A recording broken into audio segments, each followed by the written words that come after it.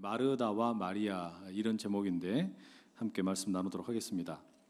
우리가 라디오 방송 듣다 보면 그 어떤 재미있는 사연들이 이렇게 소개되는 경우들이 있지요. 제가 접했던 내용 가운데 이런 게 있었습니다. 어떤 처제가 올린 내용이었는데 그 형부와 또 그 형부 아들 사이에 있었던 이런 이야기가 있습니다.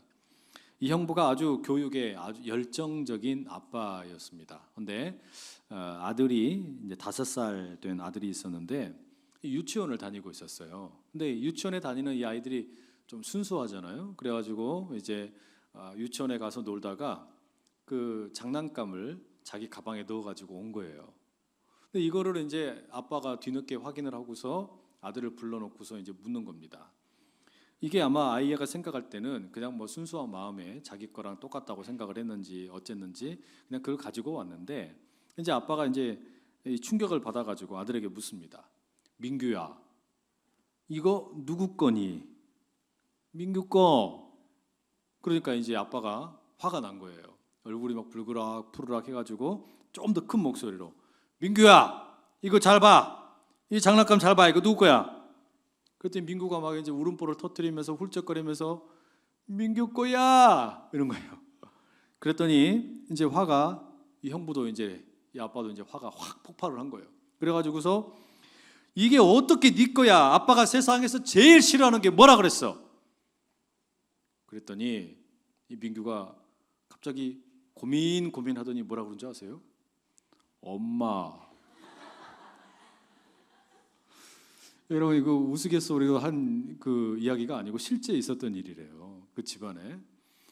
이 아빠가 그래서 결국은 아들에 대한 교육에 어떤 관여하던 것을 다 포기했답니다.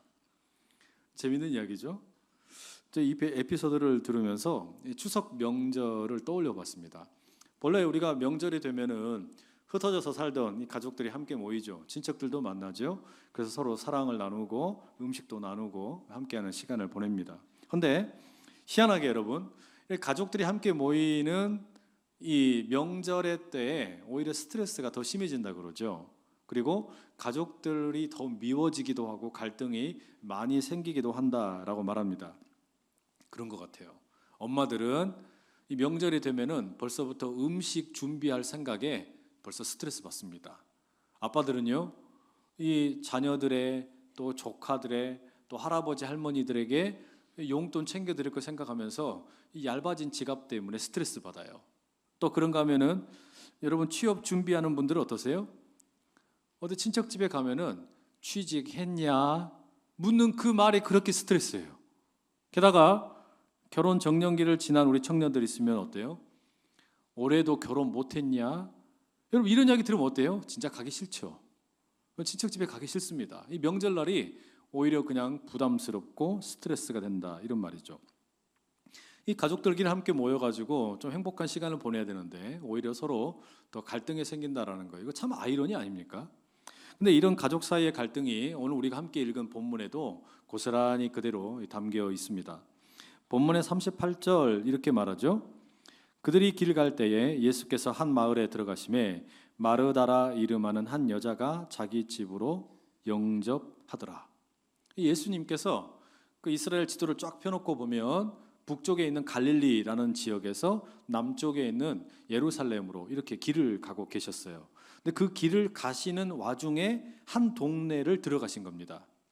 예수님께서 오셨다 그러니까 이 동네가 발칵 뒤집혔죠. 사람들이 다 너나 할 것 없이 우리 집으로 오세요 예수님, 우리 집으로 오세요, 제가 모실게요, 제가 영접할게요, 이렇게 사람들이 서로 경쟁적으로 예수님 모시겠다라고 한 겁니다. 그런데 예수님께서 많은 사람들의 그 요청을 다 물리치시고 누구의 집으로 가기로 하셨냐면 마르다라는 이름을 가진 여인의 집에 가기로 하신 겁니다. 그러니 이 마르다가 어땠겠어요? 기분이 오졌죠. 막 기분이 좋죠. 너무너무 좋은 겁니다. 왜요? 그 수없이 많은 사람들의 요청을 다 물리치시고 예수님 우리 집에 오셨으니까. 다른 사람들은 예수님 한번 만나려고 저기 멀리에서 이렇게 찾아오기도 하는데, 예수님께 상담하려고 이렇게 멀리 찾아오기도 하고, 예수님께 가르침 받겠다고 기도 받겠다고 찾아오는 사람들이 그렇게 많은데 지금 예수님이 우리 집에 오신대. 인생 최고의 VIP 손님 모시는 거 아니에요. 그냥 너무너무 기쁜 거죠. 여러분, 여러분의 가정에도 예수님이 최고의 손님이 되셔서 함께 하실 수 있기를 축복합니다. 그런데요, 이 마르다가 예수님이라는 인생 최고의 이제 VIP 손님을 맞이하는데 이게 쉽지가 않습니다. 이게 보통 일이 아니에요. 40절 앞부분에 보면 이런 내용이 나옵니다. 마르다는 준비하는 일이 많아 마음이 분주한지라. 이 분주하다라는 말은 그 헬라 말에서 찾아보면 막 잡아당긴다 이런 뜻을 가지고 있어요. 여러분, 이렇게 길을 가는데 누군가가 옷을 잡아당기면 어떻게 됩니까? 못 가지요. 어딘가 앞으로 나가지를 못해요. 근데 잡아당기는 게 한 곳에서만 잡아당기는 게 아니라 여러 곳에서 동시다발적으로 막 잡아당기면 아무것도 못하겠죠. 지금 이 마르다의 마음이 꼭 그렇다라는 겁니다. 왜냐? 예수님만 오신 게 아니고 예수님의 제자들도 함께 온 것으로 보입니다. 그러니까 예수님과 제자들 숫자 헤아려 보니까 꽤 되지요. 이 많은 숫자를 대접하려고 그러니까 좀 버겁고, 게다가 이 예수님이 내 인생 최고의 손님이니까 최고의 손님에게는 어떻게 해야 됩니까? 최선을 다해서 하려고 하다 보니까 또 그것도 버겁고, 이런 마음의 분주함이 있었다라는 겁니다. 이 마르다의 상황을 한번 가만히 상상을 한번 해볼까요? 예수님께서 이제 집에 오시는데 아마 먼저 마르다가 달려갔을 거예요. 그리고 집에 청소를 막 하고, 그 다음에 아마 예수님께서 이 길을 걸어오시는 동안에 먼지가 묻으셨을 테니까 손과 발을 씻으실 수 있도록 예수님과 제자들을 위해서 씻는 물을 준비를 해놓습니다. 그리고 닦으실 수건도 구비를 해놓겠죠.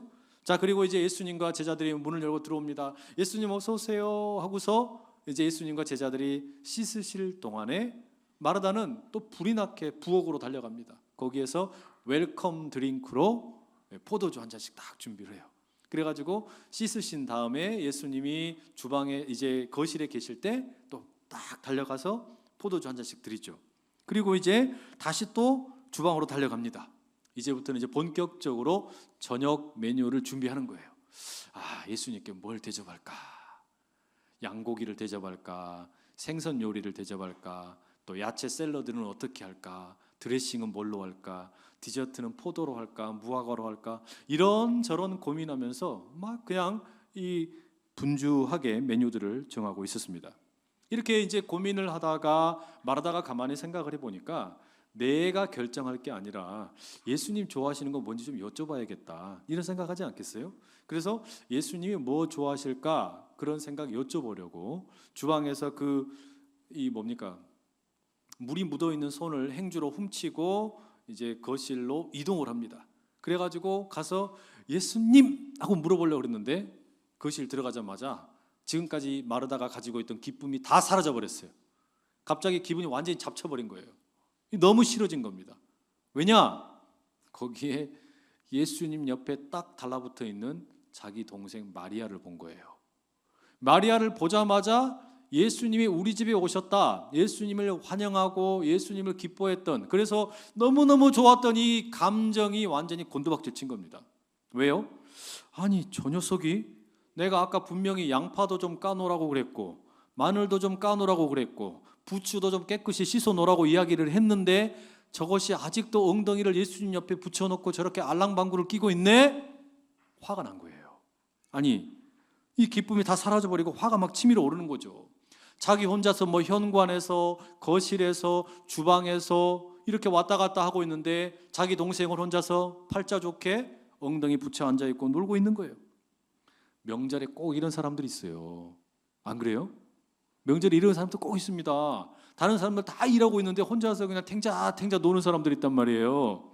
엄마랑 언니들이 주방에 들어가가지고 오징어에다가 튀김옷을 입혀가지고 잘 달궈진 그 기름에다가 탁 넣으면 막 타타타타 막 타잖아요. 그리고 막 고기도 굽고 전도 부치고 잡채도 만들고 막 이러고 있는데 막내 여자 동생은 뭐 하고 있냐? 보니까는 거실에서 아버지하고 오빠들이랑 같이 고스톱 치고 있네. 그리고서는 막 고돌이 5점 났다, 원고, 투고, 쓰리고, 넌 피박이다, 광박이다. 와, 이런 거 보면 어떻게 돼요? 속이 뒤집어지죠. 이 놀고 있는 이런 여동생을 보면은 언니 마음이 어떻게 됩니까? 그때부터 고혈압 약 먹어야 돼요. 이런 일이 계속해서 지속이 되면은 세계 3차 대전이 일어날지도 모르는 거예요. 가서 따지는 겁니다. 이제 가서 막 화를 내는 거죠. 아니, 야, 니는 뭔데 거기서 거실에서 뒹굴고 있냐? 이런 생각이 당연히 든다는 말이에요. 당연히 빨리 와서 너도 손을 좀 거들어라. 이 주방은 뭐 그냥 우리는 무슨 머슴이고 너는 뭐 주인이냐? 이런 생각이 막 들고 그러지 않겠어요? 화가 난단 말이죠. 여러분, 이럴 때 제일 얄미운 게 누군지 아세요? 가서 이제 와서 좀 거들어라 라고 동생에게 이야기했는데, 이럴 때 누가 제일 얄밉냐면은 그 여동생의 편드는 아빠가 제일 화나는 거야. 아빠가 여동생 편들면서 뭐라 그래요? 야, 이 동생 잘 놀고 있는데 내버려 둬. 가서 너나 일해. 이래버리면 어떻게 되는 거예요? 와, 이건 진짜 기분 진짜 잡치는 겁니다. 이래는.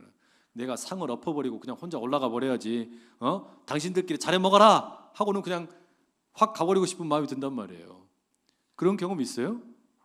꼭 그러지 않기를 축복합니다. 근데 본문 상황이 딱 그런 겁니다, 여러분. 지금 오늘 본문의 내용이 그런 거예요. 이 말하다가 너무 불편한 거예요. 이 심경이. 예수님에게 메뉴 뭐 해드릴까요? 라고 물어보려고 딱 갔더니 예수님 옆에 달라붙어 있는 동생 마리아를 보는 순간에 이미 화딱지가 난 거예요. 너무 화가 났어요. 그리고 그 화가 난 것이 이제는 마리아에게 향하는 게 아니라요, 예수님에게 이제 향합니다. 그리고 예수님에게 뭐라고 합니까? 40절 뒷부분에 이렇게 말합니다. 주여, 내 동생이 나 혼자 일하게 두는 것을 생각하지 아니하시나이까? 그를 명하사 나를 도와주라 하소서. 이게 무슨 이야기예요? 아니, 예수님 눈치가 좀 있으셔야지. 아니, 예수님 어떻게 지금 그 마리아가 계속해서 예수님 옆에 붙어 앉아가지고 그렇게 놀고 있긴 놔두시냐 이거죠. 내가 이렇게 막 분주하게 여기저기 쏘다니고 이렇게 일하고 있는 걸 보면 예수님께서 먼저 마리아에게, 마리아야, 너도 좀 눈치가 있어야지. 니네 언니 가서 좀 도와라. 주방에 가서 언니 좀 돕고 손 좀 거들어라. 그렇게 예수님이 이야기를 하셨어야지 어떻게 그렇게 가만히 내버려두고 계셨습니까? 지금 예수님을 나무라는 거예요. 예수님께 막 지금 화를 내고 있는 겁니다. 여러분, 이 마르다의 요구가 정당합니까? 정당하지 않습니까? 이거 정당한 겁니다. 그죠? 나쁜 게 아니에요. 이거 당연히 이렇게 이야기해야 되는 겁니다. 당연히 여러분, 이게 정의로운 사회 아니에요? 정의로운 가정이 되려면 이거 당연히 요구해야 되는 거예요. 만약 여러분의 동생들이 이런다 그러면 어떻게 되시겠습니까? 뭐 칼 들고 막 가지 않겠어요? 그러니까 지금 이 예수님께서 눈치 없는 이 모습 보고 마르다가 당연히 할 수 있는 이야기를 지금 한 겁니다. 그런데 예수님께서 마르다에게 들려주신 이야기가 아주 충격적입니다. 마르다에게 진짜 서운하게 이야기하시는 거예요. 너무 서운하게. 41절과 42절 뭐라고 말씀하시냐면요, 마르다야 마르다야, 네가 많은 일로 염려하고 근심하나 몇 가지만 하든지 혹은 한 가지만이라도 족하니라. 마리아는 이 좋은 편을 택하였으니 빼앗기지 아니하리라. 와, 마르다 진짜 열받네. 마르다를 한 번만 부르시는 게 두 번 불러요. 마르다야 마르다야. 이거 별로 이렇게 기분 좋게 부르시는 게 아니에요. 기분 대단히 언짢게 부르시는 거예요. 마르다야, 너 왜 그러니? 이러면서 부르시는 거잖아요. 그리고 뭐라 그러시는 거예요? 너 진짜 너무 수고한다. 너 주방에서 일하느라고, 아이고야, 너 정말 고생하는구나. 수고했다. 우쭈쭈쭈 이렇게 하신 게 아니에요. 그렇게 지금 격려해주고 칭찬을 해줘도 모자란데 예수님이 뭐라 그러시는 거예요? 야, 네 동생 좋은 거 하고 있고 잘 놀고 있는데 왜 괴롭혀? 얘가 누리고 있는 기쁨 뺏어가려고 하지 마. 그건 내가 막을 거야. 이렇게 얘기하시는 겁니다. 열받죠. 마르다 입장에서 보면은요, 이거는 진짜 화나는 일입니다. 예수님의 이 말씀 가만히 보면, 그러니까 마리아는 예뻐하시고 칭찬해주고 대신에 마르다에 대해서는 너무 냉정하게 말씀하시는 거에 틀림없어요. 자, 여러분, 왜 예수님께서 이렇게 냉정하게 지금 마르다에게 말씀하셨을까요? 너무 냉정하시지 않습니까? 왜 그러셨을까요? 이 마르다 입장에서 보면 너무 억울해요. 아니, 나는 뭐 놀 줄 모르나? 나도 놀고 싶은데 예수님 그래도 좀 잘 드시라고 이렇게 열심히 준비하고 있는데 내 모든 뼈 빠지게 하는 수고들은 또 얘는 하나도 인정 안 해주시고, 탱자탱자 놀고 있는 마리아만 이쁘다고 하시고 예수님 미워! 뭐 이런 거 아니에요 지금. 그러니 여러분, 이걸 사람들이 어떻게 해석을 해야 될까 고민을 많이 했어요. 이 사람들이 고민을 하다가 어떻게 해석을 했냐, 아마도 이것은 마르다가 열심히 섬기고 있기는 한데 이 섬김이라는 것이 도대체 예수님에게는 어떤 의미가 있는 것이고 마르다에게는 어떤 의미가 있는 것인지 짐작을 해볼 필요가 있다. 이렇게 이제 해석들을 합니다. 그래서 뭐라 그러냐? 여러분 보세요. 교회 안에도요, 청년부도 이 살림살이를 하려고 그러면 누군가가 수고하는 사람이 있어야 되죠. 봉사하는 사람이 있어야 되죠. 예배를 그냥 이렇게 드리는 분들도 있지만 밖에서 뭐 안내하는 사람도 있고, 또 어떤 분들은 뭐 소그룹 리더로 섬기는 분들도 있고, 이렇게 다양하게 수고하는 분들이 있어요. 집에 가도 그렇습니다.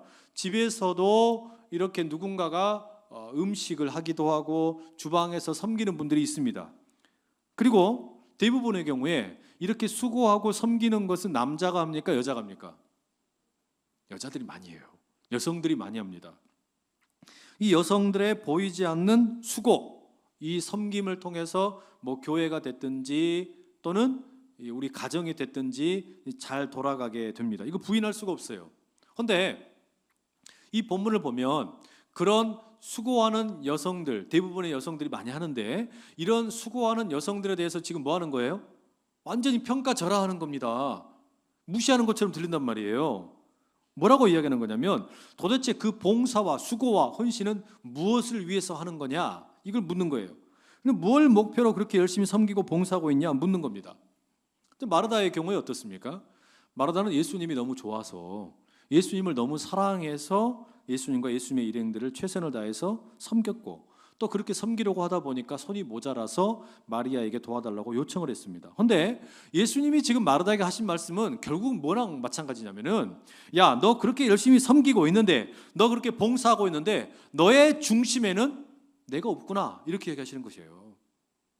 너 그렇게 열심히 섬기는데, 봉사하고 있는데 이 마리아의 열심과, 아니 마르다의 열심과 수고에는 예수님이 없다라는 거예요. 예수님이 없다. 지금 그렇게 말씀하시는 겁니다. 특히 이 누가복음 10장 전체 맥락, 누가복음 앞으로 9장 앞에서 나오는 9장 이야기에서부터 살펴보게 되면 예수님께서는 지금요 예루살렘에 가고 계시는 길입니다. 길 위에서 있었던 일들을 기록하고 있는 내용이거든요. 근데 예수님이 예루살렘에 왜 가시냐?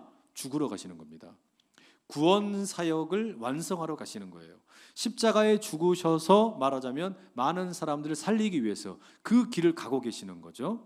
그런데 그런 예수님의 영적인 사역을 하러 가시는 그 와중에 마르다의 집에 들어갔습니다. 그런데 이 마르다가 불평을 하고 분주한 마음으로 예수님에게 어찌 보면은 아무런 상관이 없는 것처럼 화를 내고 있는 거예요.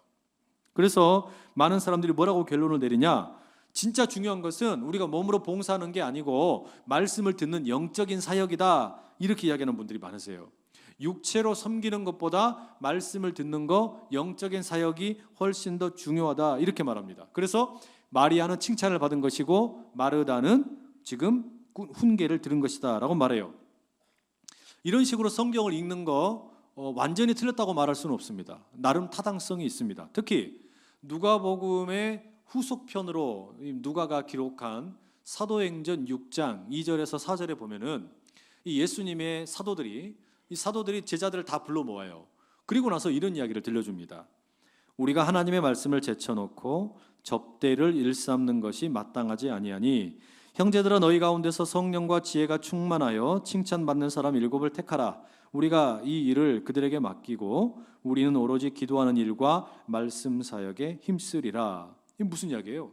제자들을 모아놓고 이 사도들이 이야기합니다. 우리가 해야 될 가장 우선되고 중심되는 일은 기도하는 일이고 말씀을 듣고 가르치고 읽고 나누는 일이다. 그러니 우리가 누군가를 접대하고 또 누군가를 섬기는 일은 다른 분들을 통해서 좀 했으면 좋겠다라고 이야기합니다. 실제로 이게 중요한 일임에 틀림이 없습니다. 영적인 사역이 중요해요. 실제로 오늘도 마르다와 이 마리아 이야기에서도 보면 그런 면이 있습니다. 마르다는요, 예수님의 말씀, 예수님 말씀하시는 것은 집중을 하지 못하고 오로지 자기가 섬기는 일, 음식 준비하는 일에 마음이 다 팔려 있었어요. 반면에 마리아는 어때요? 예수님이 말씀하시는 것에 귀를 기울이고 그것 때문에 칭찬을 듣는 겁니다.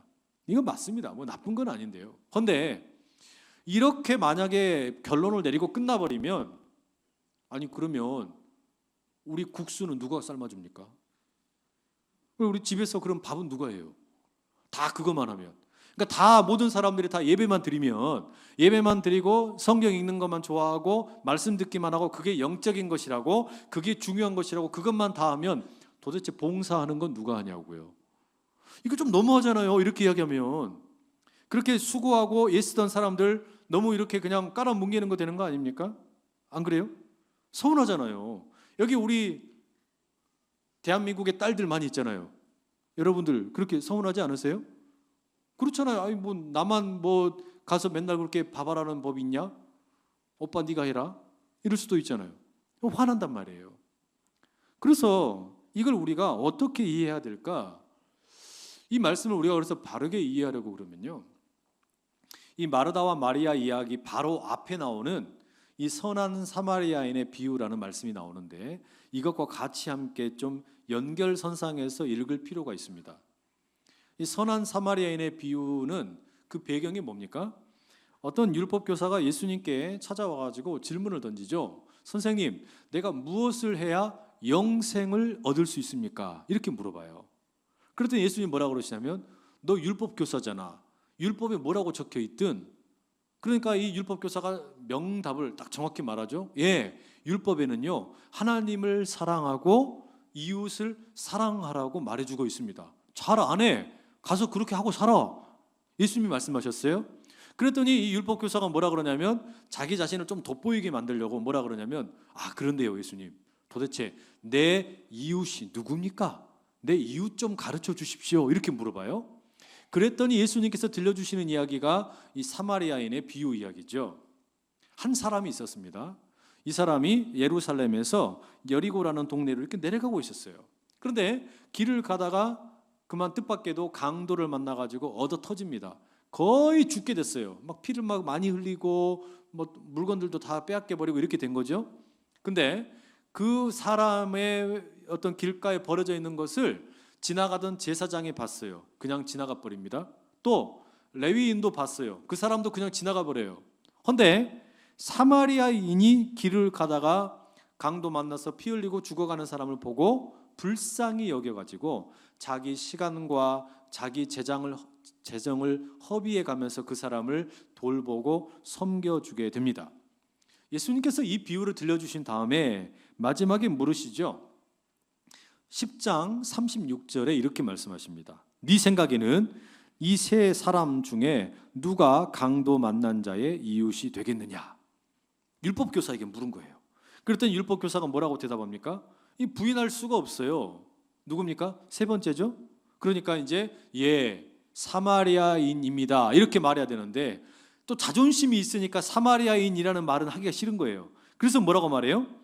자비를 베푼 사람이 강도 만난 사람의 이웃입니다. 이렇게 말할 수밖에 없었죠.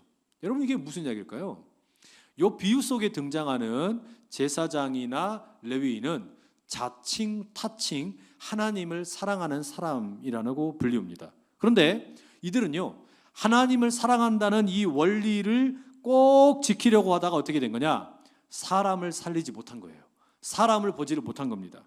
왜냐하면은 이 하나님을 사랑하는 그 유대 율법에는 피와 시체를 멀리하라, 금기시하라 이런 법이 있습니다. 왜냐하면 피와 시체를 접하게 되면 사람이 부정해진다라고 배웠기 때문이에요.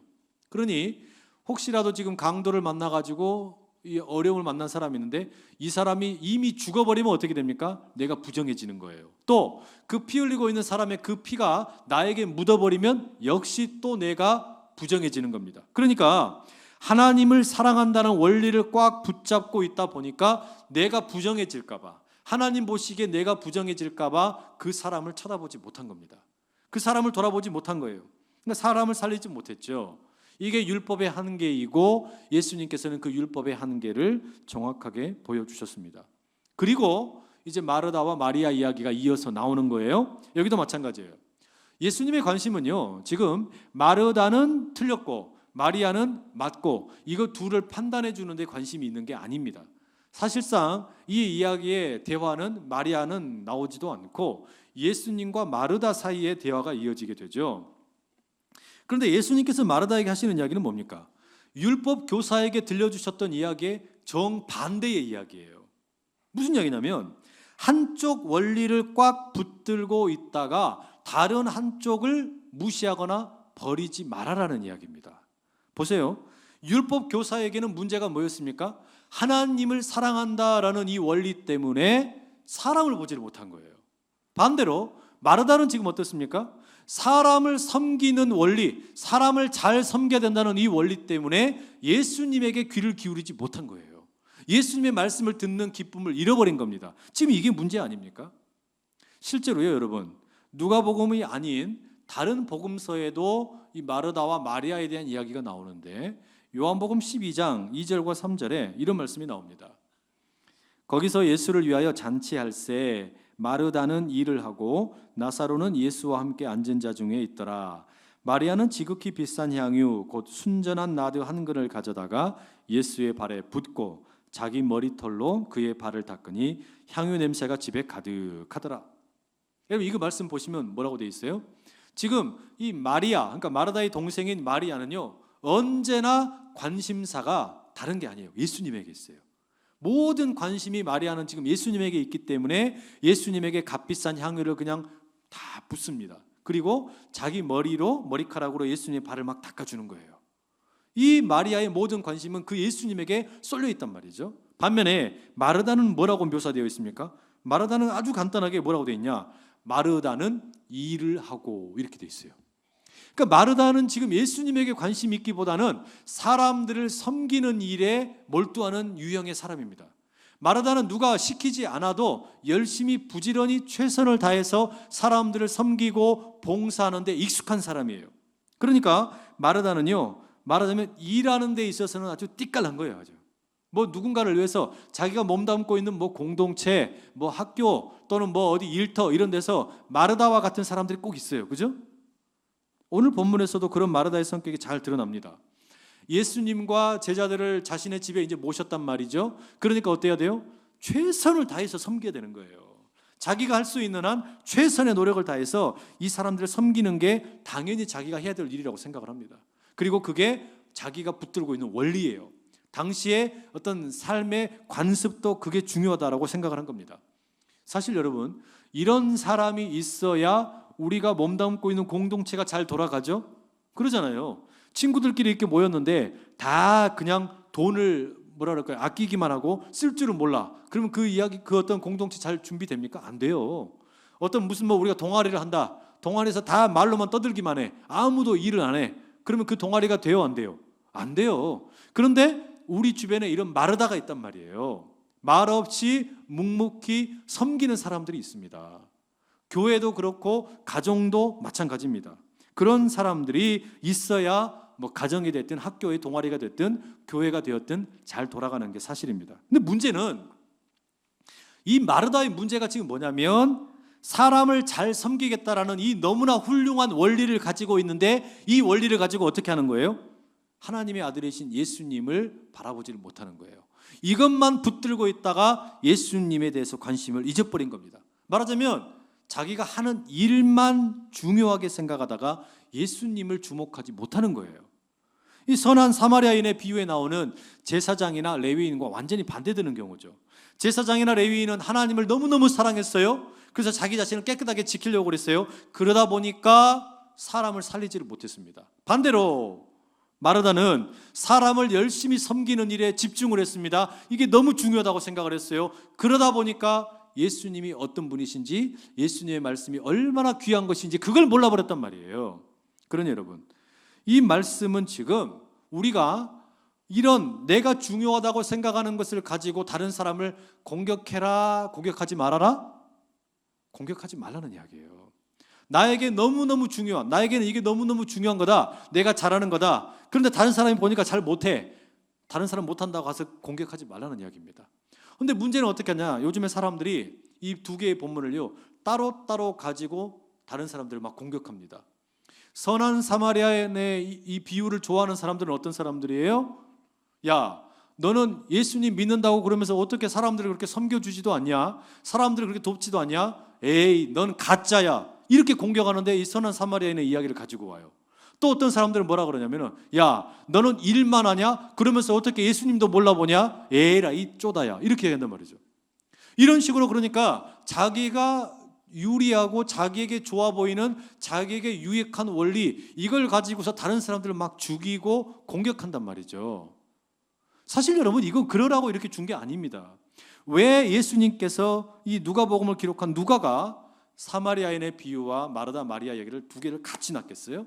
그 이유는요, 이거는 다른 누군가를 공격하라고 주신 말씀이 아니고 우리 스스로에게 적용하라고 주신 말씀이에요. 무슨 말이냐면 한번 여러분 스스로를 한번 이렇게 가만히 비춰보세요. 나는 하나님을 뜨겁게 사랑한다라고 말하면서 죽어가는 사람을 무시했던 제사장이나 레위인은 아니었는지, 또 반대로 내가 열심히 다른 사람들 섬기고 뭐 접대하고 봉사하는 건 너무너무 잘하는데 그것만 중요하게 생각하다가 예배를 소홀히 하고 말씀 묵상하는 것을 무시해버리고 또 예수님을 너무나 그냥 중요하게 생각하지 않았는지, 이걸 돌아보라는 이야기예요. 그러니 여러분, 지금 이 제사장이나 레위인 그리고 마르다, 이 두 그룹의 공통점이 뭔 줄 아세요? 결국은요, 제사장이나 레위인이나 마르다가 가지고 있는 문제의 공통점은 자기들이 중요하다고 생각하는 원리를 가지고 다른 사람을 공격한 거예요. 다른 사람들을 저주한 거예요. 그러니 이들은 절대로 사람을 살릴 수가 없습니다. 제사장과 레위인이 죽어가는 사람 살리지 못했죠? 마르다도 마찬가지입니다.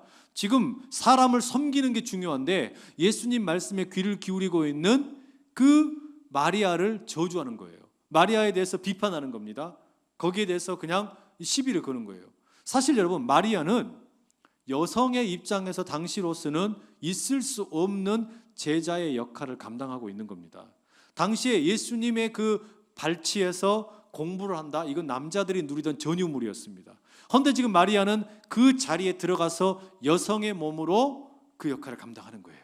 그렇게 공부하고 있단 말이에요. 그러니까 마리아는 그렇게 예수님의 말씀에 집중을 하고 있었단 말이에요. 그런데 마르다가 그럼 어떻게 하는 거예요? 막 깨부시는 거예요. 막 공격하는 거예요. 결론은 뭐냐? 다시 여러분 우리가 처음으로 돌아가 보세요. 처음에 율법교사가 예수님에게 찾아와서 던졌던 질문이 뭐예요? 선생님, 내가 무엇을 해야 영생을 누릴 수 있습니까? 예수님께서 물으셨죠. 네가 이미 알고 있다. 율법에 뭐라고 적혀 있디? 하나님을 사랑하고 이웃을 사랑하라고 했습니다. 잘 안 해. 그대로 해. 결국 무슨 이야기냐면요, 하나님을 사랑하는 것과 이웃을 사랑하는 것, 그 둘 중에 하나만 택하는 절름발이 신앙하지 말라는 이야기입니다. 절름발이가 되어서 신앙생활하는 거 충분하지 않다라는 것이죠.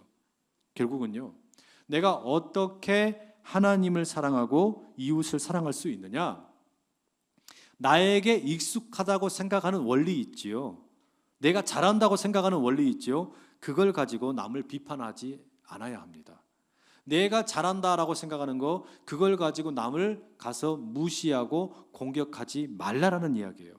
거기서 한 걸음 더 나가면 뭐 하라는 이야기일까요? 한 걸음 더 나가면요, 입장을 바꿔놓고 생각해 보라는 겁니다.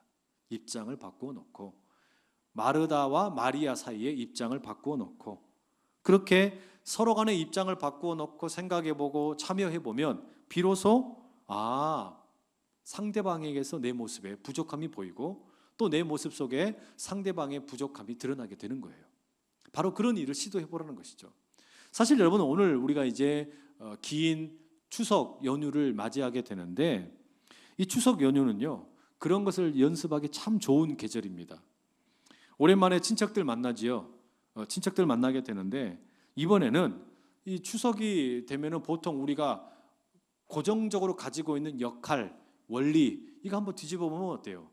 남자와 여자의 역할 한번 나누어 보자, 반대로 한번 해보자라는 이야기입니다. 보통은 우리 남자들은 이런 그 명절이 되거나 이럴 때 보면은 그야말로 거실에 소파와 혼연일체로 하나가 되어가지고 리모컨 붙잡고 까딱까딱 이렇게 하고 있잖아요. 그러지 말고 남자들이 주방으로 들어가 보자. 주방으로 들어가서 여성들이 일하고 있던 그 현장을 한번 차지해 보자. 그래서 그 여성이 입고 있던 앞치마를 두르고, 그리고 경건한 마음으로 뒷 맨무새를 딱 다듬고 칼을 들고 딱딱딱딱 요리도 해보고 접시 좀 깨트려 보고 설거지도 해보고, 그러면 어때요? 이게 쉬운 일이 아니었구나. 내가 가만히 앉아서 밥상을 받았던 게 얼마나 귀한 일이었는지 깨닫게 되지 않겠어요? 반대로 여성들도 이제 앞치마를 벗고 거실로 가서 고스톱 패를 붙잡고 남성의 그 고뇌를 한번 헤아려 보자 이 말이에요. 어떤 것을 내야 될까? 비를 낼까? 똥을 낼까? 그 고민 속에 남성의 고민이 무엇이었는지 함께 동참을 해보자 이야기예요.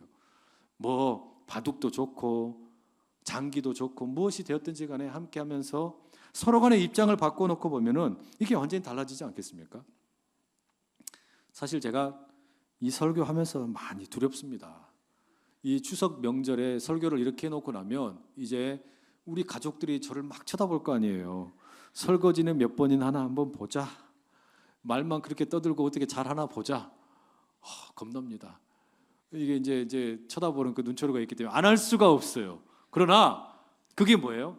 하나님의 창조의 원리가 그렇습니다. 하나님께서 절대로 남자만 만드시지 않고 남자와 여자를 함께 만드셨잖아요. 그리고 그 둘을 하나가 되게 하시면서 뭐라 그러십니까? 기대하는 배필 되지 말고 돕는 배필 되라고 말씀하셨어요. 상대방에게 기대하는 수준을 쭉 높여가지고 아니 너는 왜 나에게 이것밖에 못해줘? 그렇게 서로를 비판하지 말고 내가 저 사람을, 저 상대방을 돕는 배필 되어야지. 그러면 입장이 달라지잖아요. 그런 창조의 원리를 따라서 살아가라는 이야기 아닙니까? 또 믿음만이 전부가 아니다. 믿음과 함께 행위가 있어야 온전한 구원이 이루어진다. 우리가 성경에서 배우지 않습니까? 마찬가지예요. 하나님을 사랑하는 것과 이웃을 사랑하는 것이 함께 만날 때 비로소 뭐가 되는 거예요? 영생을 누리게 된다라는 것이죠. 영생을 누린다라는 거, 하나님만 사랑한다고 온전하게 되는 것도 아니고 이웃을 사랑한다라고 핑계대면서 하나님을 예배하는 걸 무시하는 것도 아니고 이 둘이 함께 만나게 될 때 온전한 영생을 누리는 길이 열리는 것처럼 이 명절을 보내는 동안에 우리 오후 예배 드리는 모든 성도님들 또 우리 청년 여러분 하나님 허락하신 귀한 마음이 나누어질 수 있기를 간절히 축복합니다. 우리 시간에 같이 함께 한번 기도하면 좋겠는데요. 여러분 기도하실 때 이런 마음으로 우리 함께 같이 한번 기도하시죠. 하나님께서는요 우리가 영생을 누리기를 기뻐하십니다. 하나님을 뜨겁게 사랑하고 또 이웃을 뜨겁게 사랑하고 우리가 믿음으로 우리 주님의 그 구원을 붙들고 또 행함으로 그 구원을 증명하며 살아가는 우리가 되기를 원하시는데 행여 우리가 절름발이 신앙이 되어가지고 이 영생의 기쁨을 제대로 누리지는 못하지 않나. 그 하나님 앞에 우리가 주님 제가 하나님을 사랑하는 것만큼 이웃을 사랑할 줄 알게 해주시고 또 이웃을 사랑하는 것만큼 하나님을 날마다 사모하는 마음 주십시오. 그래서 내가 중요하다고 생각하는 것을 가지고 다른 사람들 저주하거나 다른 사람들을 죽이는 것이 아니라 함께 더불어 살아가는 그런 역사 누리게 해주십시오. 우리 그런 마음의 고백을 가지고 주여 힘있게 세 번 외치고 같이 함께 기도하며 나갑니다. 주여 주여 주여. 하나님 우리가 주님의 말씀을 따라서 하나님 사랑과 이웃 사랑을 같이 실천하라고 하시옵소서. 아버지 우리의 삶을 돌아보면 때로는 아버지 주님을 사랑하지 못하고 또 우리가 주님을 사랑하지 못하고 이웃을 사랑하지 못하고 정말 균형 잡힌 신앙을 우리가 하지 못할 때가 정말 많습니다. 주님 앞에 고백합니다. 아버지 정말 우리 자신을 돌아봤을 때 정말 주님을 바라보는 정말 주님을 사랑하는 우리의 삶 또한 우리 주위에 있는 이웃과 주님께서 사랑하시는 모든 사람들을 같이 사랑할 수 있는 균형 잡힌 신앙을 얻을 수 있도록 인도하여 주옵소서. 아버지 주님을 사랑하는 것만큼 남을 정죄하지 않도록 도와주옵시고 남을 판단하지 않도록 도와주옵시고 또한 남을 사랑하는 것만큼 우리가 주님을 더욱더 붙들며 사랑할 수 있는 우리의 깊은 신앙이 될 수 있도록 그 사랑의 마음을 얻을 수 있도록 주여 인도하여 주옵소서. 아버지 정말 우리가 삶을 돌아보면 너무나도 부족한 우리 아버지 정말 주님을 사랑하는 것만큼 더욱더 깊은 신앙으로 갈 수 있도록 사랑하는 아버지 하나님, 우리로 하여금 하나님을 사랑하고 이웃을 사랑하라 가르쳐 주셔서 감사합니다.